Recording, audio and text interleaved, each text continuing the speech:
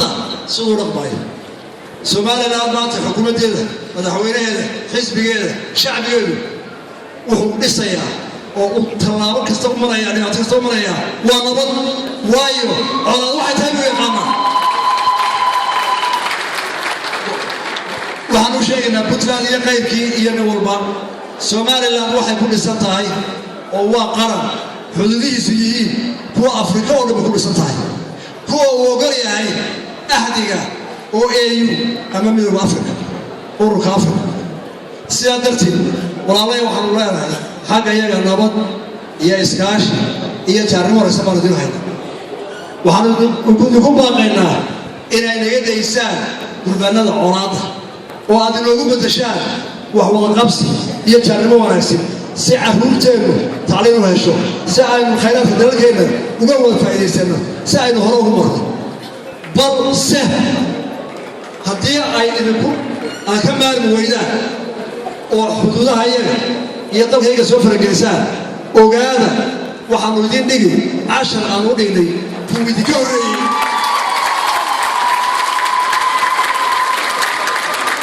intaa waxaan u dhibaya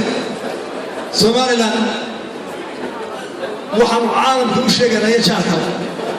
Somaliland inay dhisayso oo qaybta ugu weyn ka qaadato oo dawlado badan oo la ixtiraafa aanay ka qaadan nabadgelyada caalamka guud ahaan iyo mandaqada geeska Afrika Somaliland iyada oo aan caalamku ixtiraafin iyada oo cid gacan xoog oo siinin waxay nabadgelyo ka dhigtay way burcadbadeedna iyo wax kasta oo adduunka dhibaayaba ka horeysay oo ka ilaalisay xuduudkeeda badeed oo dhan 800 oo kiiloomitir caalamka waxaanu kala shaqeyn oo anagoo rafaayo uga shaqeyn shacabkana kala shaqeyn in aan dalka Soomaaliland dhexdiisa wax dhibaato ah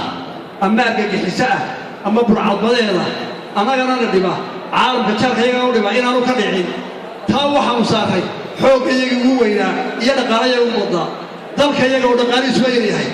waan caalamku loo ixtiraafsanaa baanka adduunka iyo aynu ku dhaxo kama aha boqolkiiba 50 in ka badan dhaqaalaha waxaan ku bixinaa nabadgelyada taasoo aan ugu ilaalinaa nabadgelyada caalamka oo dhan iyo taayadaba waxaan soo waragnaa caalamku inaanu taa amarkeedii noo marin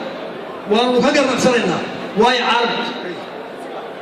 waxaan soo gabagabeynayaa Somaliland waxay ku dhisan tahay aaminsan tahay in jaarka dawladaha jaarka ay yihiin wax ilaahay isku agbeeray jaarkaaga ma dooran kartid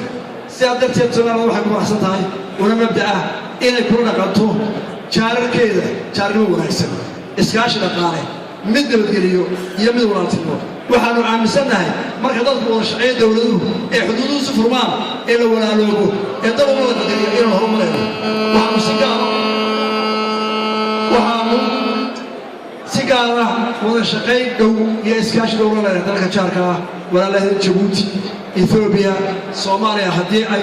anagu waan u fidinaa gacan wanaagsan waxaan doonaynaa wada shaqeyno laba dal oo jaar noqdo midna waan u sheegaynaa qolada Muqdisho ninkii ku riyoonaya Soomaali weynu taas meesha way ka baxday waxa ka wanaagsan iga raalaha way dheereeyay ergada halka fadlan waxaan uga daarayaa waxa la inaga sugayaa 5 sano taladii lagu dhaqmi lahaa ee qaranka lagu wada lahaa waxaan ku kalsoonahay in taariikhda Somaliland shirkadu ka gali doono baad dahaba dhammaantood ma taati wassalaamu calaykum wa rahmatullahi wa barakatuh